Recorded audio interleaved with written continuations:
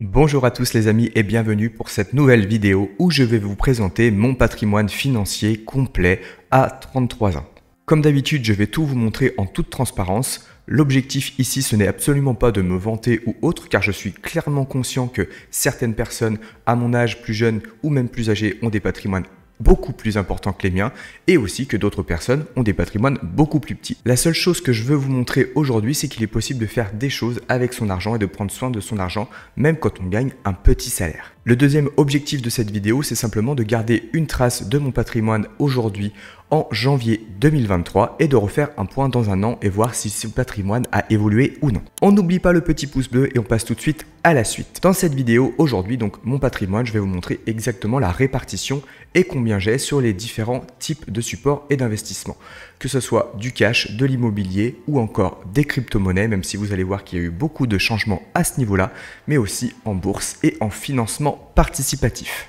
Avant d'aller plus loin, je vous précise tout de suite que les chiffres que vous allez voir aujourd'hui sont ceux de mon patrimoine net au 13 janvier 2023, qui est la date à laquelle je tourne cette vidéo. Il est aussi important de comprendre que aujourd'hui, actuellement, je n'ai absolument pas de dette, ni crédit à la conso, ni crédit immobilier puisque je suis locataire de mon logement ou pas d'autres dettes contractées actuellement.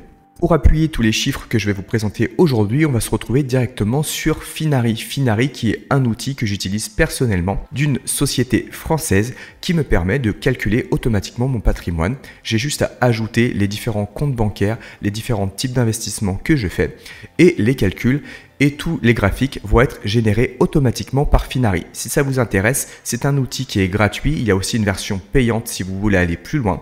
Et vous trouverez un lien de parrainage dans la bio directement si ça vous intéresse. On se retrouve donc directement sur mon écran, sur mon compte Finari. Vous voyez donc ici, à l'instant T, mon patrimoine brut, net et mon patrimoine financier s'afficher à l'écran. Donc vous voyez que mon patrimoine net est à cet instant même de 46 119 €. Bien évidemment, je vais vous montrer à quoi il correspond exactement. Sur cette somme, nous avons donc une petite partie en compte bancaire, ce qu'il y a sur mes comptes courants. On ira un petit peu plus loin juste après, ça correspond à 2%. J'ai ensuite évidemment une partie sur mes livrets d'épargne et livrets bancaires qui correspondent à 19% de mon patrimoine. J'ai aussi 4% de mes investissements en crowdfunding immobilier, notamment avec ma première brique et la plateforme PrêtUp. Et enfin, 76% de mon argent est placé sur des comptes d'investissement. Et encore une fois, on ira un petit peu plus loin juste après pour vous montrer ce qu'il en est exactement et ce qui rentre dans les 76% qui sont ici présentés à l'écran. On va du coup maintenant aller beaucoup plus loin et on va aller directement sur portefeuille pour voir ce qu'il en est exactement. On va commencer par compte bancaire. On voit ici donc l'argent que j'ai à l'instant T sur mes comptes courants, donc ma banque principale, mon compte pro pour ma chaîne YouTube et aussi mon compte courant chez Boursorama Banque. Comme vous le voyez, et si vous voulez vous inscrire, en liant automatiquement vos comptes, eh bien Finari vous génère une courbe en fonction de vos entrées et de vos sorties, bien évidemment. Évidemment, ce qu'il y a sur les comptes courants, c'est pas ce qui vous intéresse et c'est pas ce qui intéresse la plupart des gens. On va aller donc maintenant sur les livrets. J'ai à l'heure actuelle 8 611 € sur mes livrets répartis de la sorte. J'ai donc un LEP plafonné avec donc 7 700 € et 42 centimes. Ensuite, j'ai un LEL sur lequel je place mon épargne vacances, d'où le nom de ce LEL sur ce compte avec, à l'heure actuelle, 779 € et 1 centime exactement. Et donc, évidemment, comme énormément de Français, j'ai un livret A sur lequel je place le minimum, à savoir à l'instant T, 121 €. J'ai aussi, comme vous le voyez à l'écran, un compte sur livret sur Boursorama, mais je ne l'utilise pas. Celui-ci a uniquement été créé à l'ouverture de mon compte il y a maintenant à peu près 7 ans et je n'ai jamais touché à cet argent. Certains d'entre vous se disent peut-être que j'ai beaucoup d'épargne disponible, donc j'ai mon épargne de précaution sur ce LEP, mais aussi une partie pour mon épargne voiture et très certainement un projet immobilier qui devrait arriver aussi très bientôt. On en reparlera certainement sur la chaîne. On passe maintenant à la catégorie crowdlending et donc dans cette catégorie, on voit que j'ai à l'instant T 1694 € répartis de la sorte. 1255 € sur la première brique qui me permet donc d'investir dans le financement participatif immobilier via la plateforme La Première Brique que j'ai présenté déjà sur la chaîne. J'ai encore 328,28 € sur la plateforme PrêtUp, une plateforme de financement participatif classique que je n'ai pas encore récupérée et qui sont encore donc investis sur la plateforme. Et enfin, j'ai revendu une grande partie des briques que j'avais sur la plateforme Brix pour les raisons que j'avais déjà présentées sur la chaîne et il me reste encore l'équivalent de 110 € de Brix sur la plateforme Brix. On passe maintenant à la plus grosse catégorie, à savoir les comptes d'investissement. Comme vous le voyez, 91% de cette somme est investie en fait sur mon PEA, mon plan épargne en action chez Boursorama. J'ai aussi, vous le savez, une assurance vie chez Boursorama qui correspond à 4% de l'argent disponible sur mon compte d'investissement. Ensuite, il y a mon CTO, mon compte titre ordinaire chez Trade Republic qui correspond à 3%.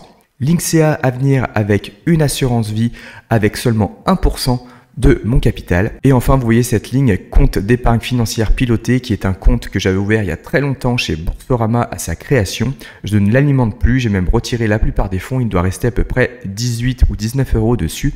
Et je vous expliquerai pourquoi je n'ai pas supprimé actuellement. C'est juste que j'ai pas pris le temps de faire la paperasse. Donc, le total de mes comptes d'investissement s'élève à 35 513 euros à l'heure actuelle et donc réparti de la sorte. On l'a vu, mon PEA sur Boursorama avec mon portefeuille 100% ETF, avec un ETF Monde, un ETF Stock 600, un autre ETF Monde mais de chez Lyxor, un ETF PEA S&P 500, un ETF Emerging Market et enfin un ETF Russell 2000. Pour ceux qui ne le sauraient pas, qui découvrent cette vidéo, un ETF c'est simplement un panier d'actions qui suit un indice et qui me permet d'investir en bourse de manière totalement passive. Ça me prend 5 minutes par mois avec un horizon de placement long terme.